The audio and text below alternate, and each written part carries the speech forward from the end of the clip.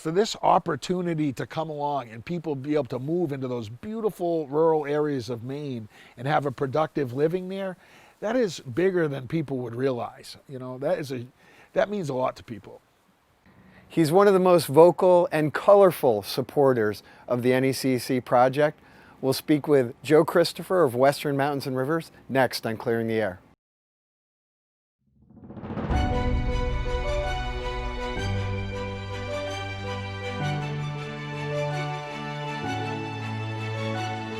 I'm Thorn Dickinson. I am excited about sharing with you authentic conversations from Mainers throughout the state about the value this project delivers.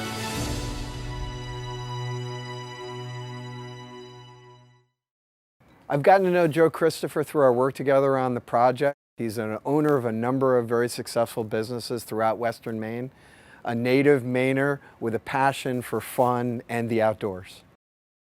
From Brunswick originally, from down on Princess Point, kind of Bailey's Island area of things, and grew up in that central Maine area, in Litchfield some my high school years, and then became a whitewater enthusiast. Started with the skiing, and then looking for something to do in the summertime, became a whitewater guide, and that became the biggest part of my life for a long, long time, and obviously still is today. But you know, central Maine, and then moving up north, and then spent 28 years there. So, and then once was entrenched in that community and the things we do there, and the river. You know, the Kennebec River is maybe the most beautiful resource in Maine.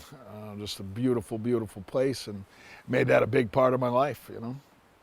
So Joe also is a member of Western Mountains and Rivers Corporation, and they really made sure that Western Maine got their fair share of benefits associated with this project.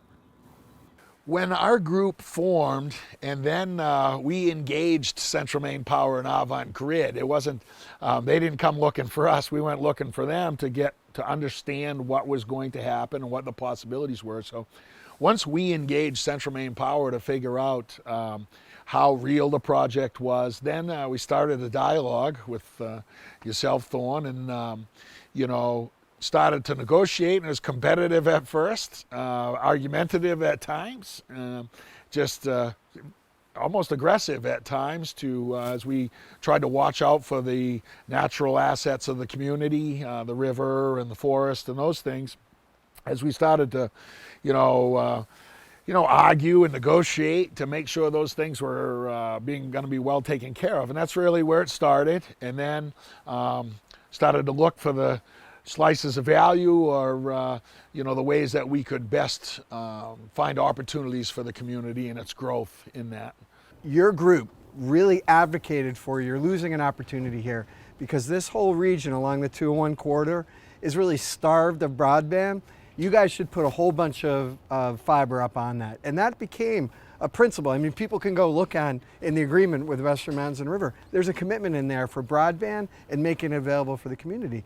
And our discussions with you and the negotiations we had took a project that I think was very good and made it better. And I think that's exactly kind of what you're talking about. At the end of the day, people that don't want the project for one reason or another, they'll attack Western Mountains and Rivers or Avant Grid or Central Maine Power. They'll attack in any way that they see fit to try and justify their feelings or actions. And that's normal human behavior, not something that I find offensive. People should express how they feel.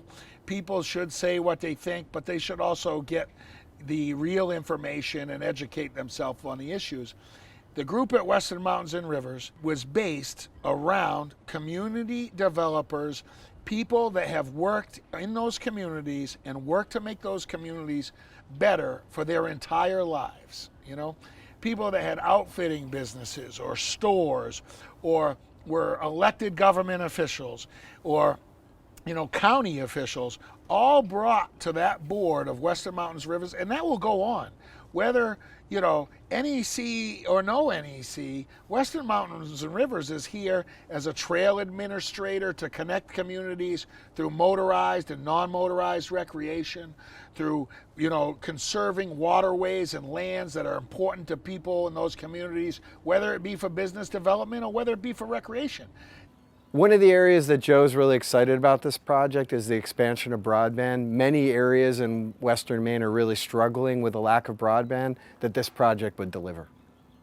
The challenges for my businesses and our families there is that, you know, broadband, internet, schooling, those things. So we lost families because we lost our schools, and that's all just a sliding scale.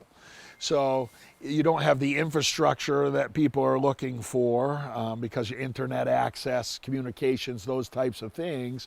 So then people move to where they can get those things for their kids. So then you lose your family structure in the community and it all starts to fall apart. It's kind of a snowball effect. So, you know, any way that we can bolster our infrastructure, for starters, it would be a huge benefit to the community. And when I first heard about, even before NCEC, the corridor even started, myself and a couple other community planners heard that it was a possibility and immediately saw it as a huge opportunity.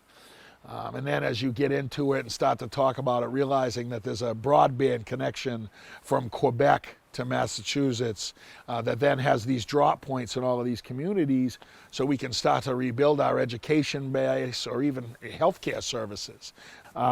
Then the education piece, the broadband, you can't say enough about what that'll bring to those communities, and I don't think people are evaluating that as importantly as they should be, because when you bring a fiber optic internet connection to your education infrastructure, now we can have the nicest school in the state in a town with 40 residents because of that fiber optic connection. So, you know, land conservation, land for development in place. You know, the broadband connection is really one of the bigger ones for me. And then, of course, you know, the jobs that are associated both with the project short-term and long-term, but the jobs that are created by all those other things permanently as that community is allowed to grow again as we put that back together. So Joe was very candid with me about how divisive an issue this project has been for the communities that he lives in. There's a healing process in everything that a community and a society goes through together. You know, and usually it's like the getting in a fight when you're in high school. You know, you guys duke it out and then you shake hands and hug and you're best of friends, you know. And I think for such a small community like the Forks, in the end, those controversies and all of that discussion and bringing all those things to light will actually make the community stronger. You know, it's hard to find understanding in big issues, but when they come to fruition, I believe that we'll be a stronger community for it. There's a lot of great, very smart people in that community that care deeply for it. And when people care deeply for their community, they'll eventually come together to see it rise up. And I think it's going to be a great thing for us. Joe also revealed how the pandemic has had a negative impact on business and workers, particularly in Western Maine.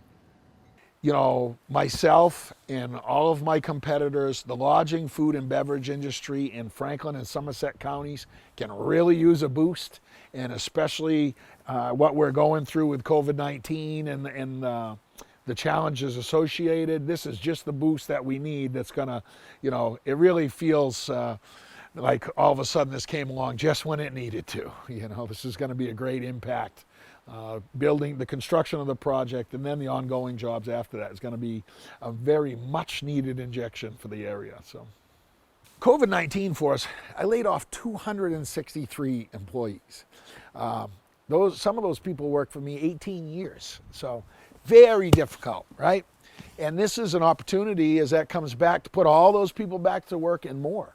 The housing side, the education side alone, you know, we have a plan to have education create new jobs for 6 instructors and 12 students in hospitality, whether it be lodging, food and beverage, you know, culinary, great industries in this state, and we have an education plan to put those in place. So it's not only going to put 263 people back to work for my companies, but it's also going to create additional opportunities beyond that and create additional new jobs for us. So we're very excited about that. So all these factors have made it very clear to Joe how incredibly important this project is to the region, and he'll tell anybody that asks him.